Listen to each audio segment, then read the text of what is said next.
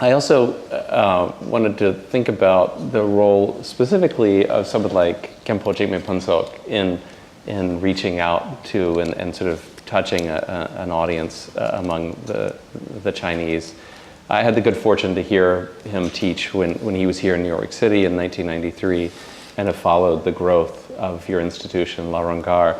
since then. Can you talk about basically the foundations of the monastery, of the teachings that are particular to it, the organizations that grow out of that institution, and the outlook in general, such as your idea of the Tibetan Code of Happiness, and what has either continued since his time and what might have changed in the last decade since his passing away?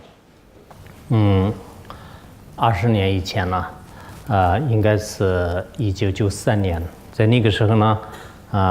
我也配置上是如意宝，来过这个美国，纽约，当时我们在这里不同的道场当中，也传过一些佛法，我昨前天在波士顿的时候呢，也有很多的教授啊，他们都见过法王如意宝。然后哥伦比亚的也有许多教授也见过法王如意宝。当时呢，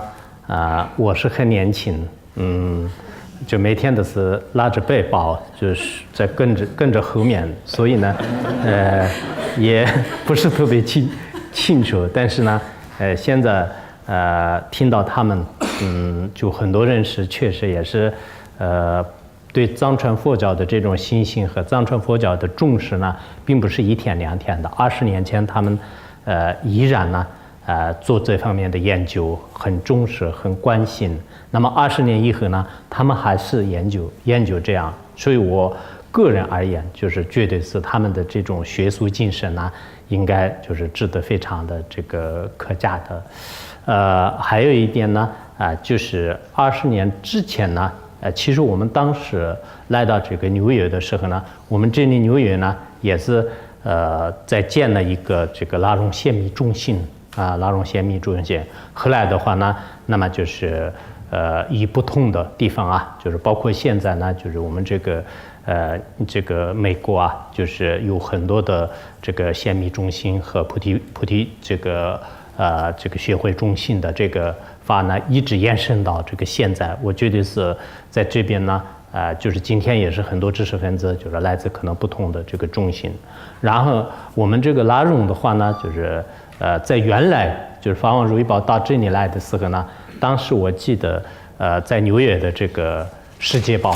就是这世界报当中报道，就是说是法王Jigme Phuntsok是如今世界上最大佛学院的院长。当时在世界报上面就是说是拉荣佛学院呢，就是有2000多人。当时我们认为是很多的，但现在比较起来呢，可能是更多了。就是所以说，这个有些时候的话呢，就是这个出家人的人数和学佛的人呢，现在不断的在增长。尤其是现在，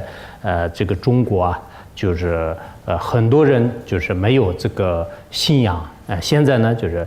刚好是人们都觉得是不单是要有种这个物质上的需要一种改革和开放，更重要的是我们的这个内心的开放，内心的这种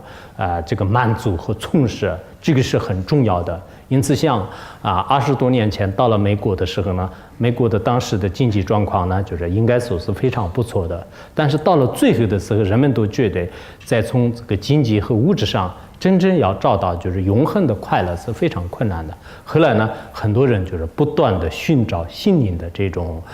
这个快乐。因此我在藏地也好，在汉地也好，在不同的国家呢，都给他们要讲，真正是你要想懂得这个幸福的话呢，可能是在不同的宗教当中要接受他的心灵的教育。通过心灵的教育，无论是你处于什么样的这个状况的话呢，那么就是你会快乐的。如果你没有这个心灵的这种教育呢，可能是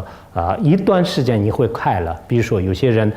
你买一栋房子刚开始很快乐，买一辆车刚开始很快乐，或者是你们有些在家人的这个什么成家这个立业啊，就是这个时候刚开始可能快乐，但过一段时间的话呢，这个就又变成了另一种痛苦的根本原因。所以说呢，我觉得我们的这个心灵的这种这个教育，心灵的智慧的提升呢，对我们如今来讲是非常重要。因此呢，说20年以后呢，我想是如今的这个拉荣佛学院，法王虽然圆寂了，但是呢，就是法王这个传下来的这些有相当一部分的人，这个有素质的这个高僧大德，就是在我们学院当中。那么他们呢，不仅仅是有个智慧，就是还有利他性，还有呢，就是像这个帮助别人的这种非常强大的能力。在这种这个汇聚人才的这样的一个社会的群体当中的话呢，我想这种佛法呢，就是还会应该就是继续就是能这个弘扬下去。